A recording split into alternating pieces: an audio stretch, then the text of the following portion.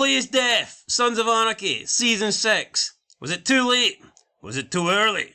Or was it perfect? Welcome back, guys, to Fog Entertainment. If you guys want to be perfect, hit that like button, hit that subscribe button. But on to the topic of the poll. Was Clay's death too early? Pretty simple. Was it too late? Or was it perfect? What did you guys think here? 118 votes. 68% are saying perfect, 9% are saying too early, and 23% are saying too late. I'm going to go here and I say I agree with the 68% that is saying perfect. I could also agree with the 23% that say it was too late, but for selfish reasons, I'm glad it was this late. However, I don't think it was too early, and I think the events that follow Clay's death, it would have just been impossible to have Clay around for Season 7.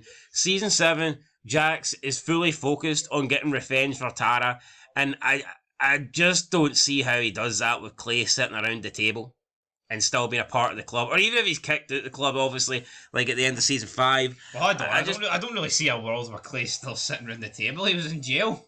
Well, like I'm saying, if he got out, if he was still in or whatever, I just don't see a world where Jax can focus on getting revenge for Tara until he puts the Clay ship behind him. No, I absolutely agree. I couldn't go with too early. I mean, honestly, if you're too early means, he dies in episode 12 and not 11, then alright, I could maybe see that, but honestly, he had to die in Season 6.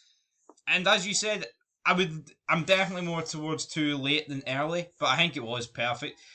I think it would have been too soon if it was Season 5, maybe earlier in Season 6 you could argue, but I think honestly, I think most things that Kurt Sutter wrote in Sons of Anarchy was done pretty much to a T.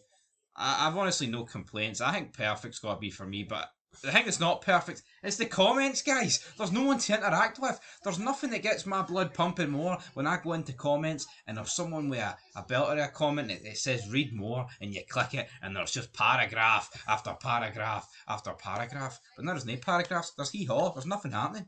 Yeah, nothing, so this video won't be lasting much longer. But yeah, no, I think they got Clay's death pretty spot on. Selfishly, because I like Ron Perlman, I mean, ideally, the guy would have lasted right to the very end of the show. But, I mean, I think the character did run its course, and like I said, with it, Season 7, the focus being on Jax, getting revenge, I think he had to put the Clay Morrow stuff behind him. Yeah, and he had to die. There's just certain characters and TV shows that don't survive, and Clay Morrow was one of them.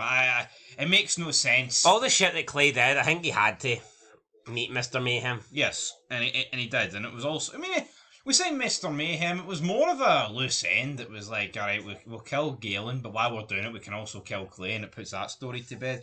And, something just wouldn't sit right with me if, at the end of Sons, Clay was like one of the last few standing, rotting away in a prison cell. How do you think the vote went? I think it was just unanimous, simple as that. Well, obviously it was unanimous, but do you think it was as simple as everybody going, yay, like they did in the first one? What do you think, how do you think Bobby responded to that? I think Bobby was like, my fault not weigh anything, brother.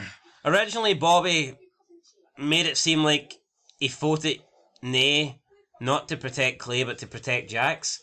I guess it was different this time around, because this time, killing Clay protected the club. Do you think the club members should have had some more loyalty towards Clay? No. What about Tig? At this point, he's not a member. What about Tig and Juice? Yeah, but they need to kill Clay in order to save the club. Make this deal.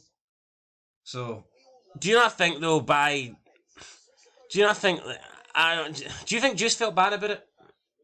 I think Clay's unfortunate, because I tell you what, if this is like an episode later and Juice has spilled the beans to Nero about Darwiny, maybe Juice fucking spills the beans to Clay as soon as they do the prison break. And Clay manages to escape. I don't know. Do you think Tig wiped his hands at Clay very easily? Considering how tight they were? Oh, they were tight, but he did do him dirty at the end of the day. He didn't do him... He did him dirty, but he did... I think in Season 5, Clay had a real opportunity to get Tig on board, but he kind of mocked his daughter's death.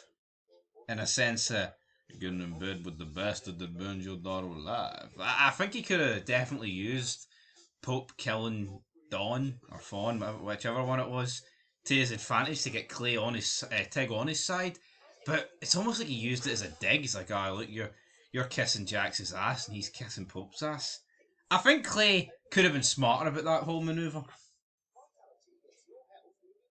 You think Clay, when it comes to like a vote or something, or No, not a vote, but like there is quite a few scenes in season 5 with Tig and Clay, and I think Clay dropped the ball on every single one of them and trying to get Tig on board.